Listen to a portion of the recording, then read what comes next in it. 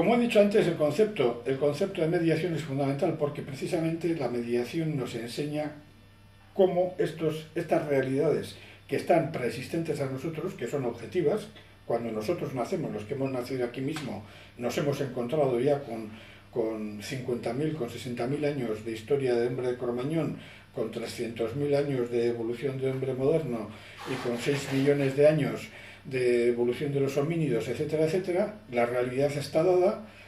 Nos hemos encontrado con 5.000, con 6.000 años, con 4.000 años, según las culturas, de separación entre el trabajo intelectual y el trabajo manual, y nos hemos encontrado con 200 años, 250 años, hasta 300 años de fetichismo de la mercancía.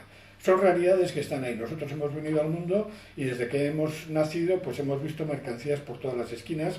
Desde que hemos nacido se nos ha dicho que tenemos que respetar y acatar y obedecer lo que dicen las personas superiores, sabias, etcétera, etcétera. Por tanto, son mediaciones que están ahí antes de que viniéramos nosotros, ya estaban ahí. Esto es lo bueno que tiene el concepto crítico de mediación y esto es lo que más hace. Descubre qué es lo que impide que entre la teoría y la práctica, entre esos dos polos, se establezca una relación de praxis, se establezca una relación de intermediación permanente entre lo que se piensa con la cabeza y lo que se hace con la mano, entre lo que se hace con la mano y lo que se piensa con la cabeza. Y aquí el concepto de praxis es fundamental. El concepto de praxis es un concepto que viene de la cultura griega. En la cultura griega clásica, el concepto de praxis quería decir lo que una persona libre, no un esclavo, ni un liberto, ni un extranjero, ni desgraciadamente una mujer, exclusivamente un hombre masculino, los griegos eran terriblemente machistas, lo que una persona libre puede crear. Eso entendían ellos como praxis. La praxis es lo que demuestra que una persona libre, que no depende ni de nadie, no depende ni de otras personas superiores, ni depende de la necesidad de un trabajo alienante, ni un trabajo obligatorio, un trabajo penoso, etcétera, etcétera, puede crear con su inteligencia y con sus manos. Ese era el concepto de praxis, que Marx lo toma, Marx lo recoge, lo perfecciona, lo amplía y lo conecta directamente con el concepto de praxis con lucha revolucionaria. Y en un texto de su vida, ya hacia 1864 aproximadamente, por esa fecha, plantea que su ideal de vida, lo que para él es el ideal de vida, es la lucha, es el enfrentamiento contra el sistema opresor. Y entonces ya tenemos una conexión clara a lo largo de sus textos llamados juveniles, las tesis sobre Feuerbach y el Marx adulto, el Marx de 1864, etcétera, etcétera, que ya ha escrito los manuscritos del Capital, ha escrito el primer tomo y está avanzando en muchas más investigaciones, relaciona toda su vida con ese concepto de praxis, de lucha, de creación, de inventar cosas nuevas, de descubrir nuevas realidades y de luchar. El ideal de vida es la lucha y la felicidad es la lucha, etcétera, etcétera. Por tanto, vemos ya que por una parte tenemos un proceso que es la teoría y la práctica, que son los dos extremos del proceso, que eso se conecta intermediariamente, las mediaciones que conectan la teoría con la práctica y viceversa, la práctica con la teoría, es la praxis, que esa praxis es cuando el ser humano realiza algo creativo y crítico, algo que no sirve para aumentar la dominación, sino que al contrario sirve para aumentar la libertad, sirve para aumentar la felicidad, sirve para aumentar la justicia en este perro mundo. Y aquí viene otra concepción básica en todo el esquema marxista, vital para desarrollar las conexiones, las mediaciones entre la práctica y la teoría. Es el concepto de tiempo. Marx varias veces escribe que la economía se reduce a la economía del tiempo.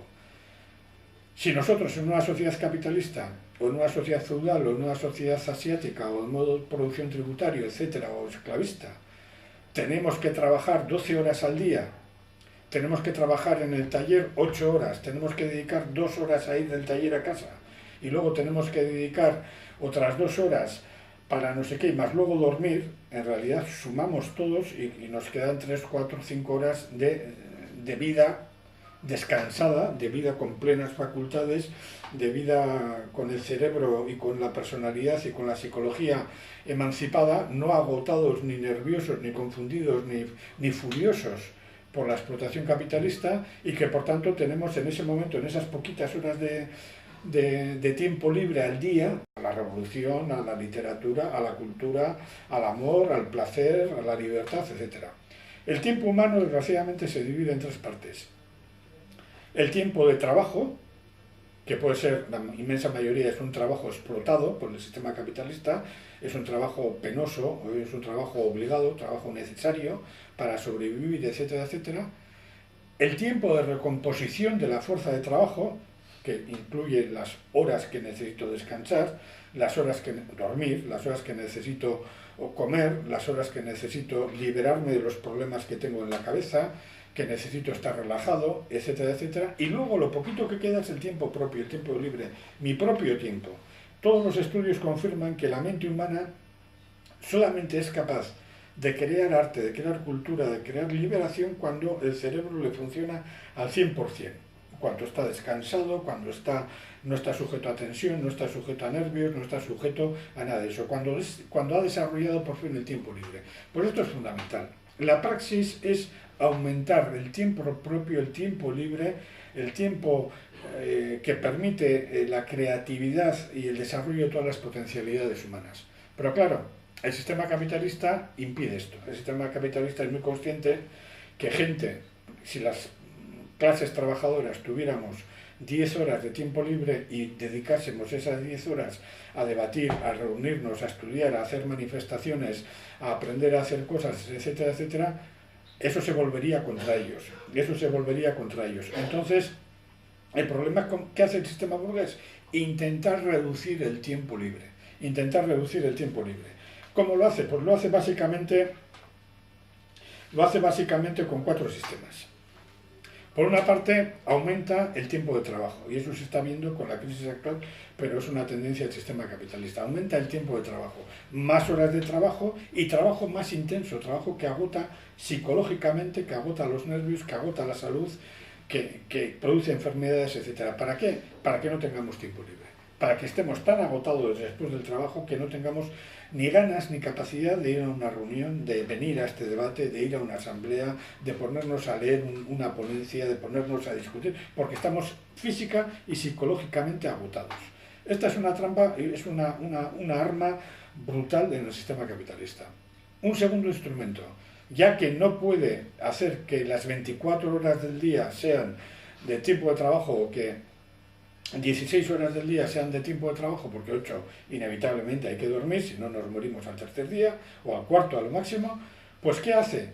Intentar que el tiempo disponible que tenemos lo malgastemos con modas, con consumos, con programas de televisión, con programas de esto, con lo que llaman industria del ocio, con banalidades tontas que son trampas con el deporte en la televisión, con cosas de esas para que en vez de coger un libro, en vez de ir a una asamblea, pues nos dediquemos a hacer zapping. Y muchos de nosotros, ¿qué hacemos? Llegamos a casa cansados, nos tumbamos en el sofá, nos sentamos en el sillón, cogemos la caja de la idiotez, que es la televisión usada por la burguesía, y empezamos a darle al canal a ver qué programa idiota encontramos para descansar, etcétera. Y eso lo hacemos. Y luego todavía hay muchísimas personas que las horas que tienen libre aquí le dedican pues a saber los últimos resultados del fútbol, a saber los últimos cuchicheos de mujeres, a saber, etcétera, etcétera.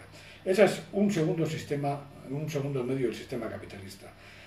Crear modas artificiales, modas falsas, consumo, etcétera, etcétera, que impide, que conduce a la gente a una trampa y no deja que la gente reflexione sobre sí misma, sino que le dan ya todo absolutamente mascado, lo que el sistema quiere que la gente piense. La tercera trampa, ¿en qué consiste? La tercera trampa consiste en la drogadicción, claramente. A la juventud que está en paro, a la juventud que tiene unas condiciones durísimas de vida y de trabajo, a la gente que está machacada por todo, a la gente que está aplastada por todo, a esa gente que está furiosa, que ni siquiera se queda a ver la televisión, ni siquiera se queda nada. Pues ¿qué le hacen? Le dan alcohol, le dan drogas, le dan misas, le dan religiones burocratizadas, le dan en los sistemas sanitarios, eso en Europa es terrible, la droga legal, la cantidad de hombres y de mujeres que toman pastillas para los nervios, que toman pastillas calmantes, que toman pastillas legalmente establecidas, vendidas, entregadas casi gratuitamente por el sistema sanitario burgués para que la gente esté idiotizada, para que la gente funcione como mulas en el trabajo. Este es el tercer instrumento que tiene la burguesía.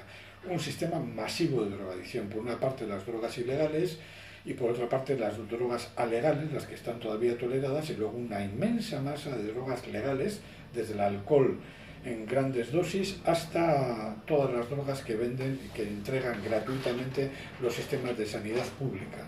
¿Y el cuarto sistema cuál es? El cuarto sistema es el sistema, como digo, que no he dicho, estoy diciendo, el sistema represivo. Cuando pese a todo esto, la gente ya agotada, cansada, nerviosa, pero furiosa, con conciencia que no aguanta más, cuando esta gente empieza a reunirse en el trabajo, en las plazas públicas, empieza a hacer asambleas, huelgas, etcétera, y cuando estos tres instrumentos fallan, y cuando las organizaciones revolucionarias, que son la teoría y la práctica llevada a su máxima expresión, empiezan a aliarse con el pueblo, empiezan a funcionar y funcionan dentro del pueblo y empiezan a producirse toma de fábricas, toma de empresas, huelgas, manifestaciones, victorias electorales, etcétera, etcétera, cuando esto avanza, la burguesía se da cuenta que estos tres sistemas están llegando al límite de su efectividad y directamente pasa a la represión, a muchas clases de represiones que ahora no podemos tocar. Por tanto, vemos que existen mediaciones, existen procesos, prácticas que introduce la burguesía entre la teoría y la práctica para impedir que se unan y que surja la praxis revolucionaria. Esas son básicamente estas cuatro, son aumentar el tiempo de trabajo para que la persona quede agotada, la intensidad del trabajo, intensidad psicofísica del trabajo para que la persona quede agotada, el poco tiempo que le queda libre, cargárselo, llenárselo con estupideces y con tonterías de modas y de programas de televisión y de pasatiempos y de cosas de estas, de haga usted un coche en su casa, etcétera, etcétera, en vez de ir a una asamblea en su barrio, o en vez de leer un libro, haga usted, o váyase usted a hacer turismo a Marte o a Júpiter, etcétera, etcétera, y luego la drogodependencia en todas sus gamas. Si esto falla, entra la represión. Y si la represión falla, se abre un proceso revolucionario.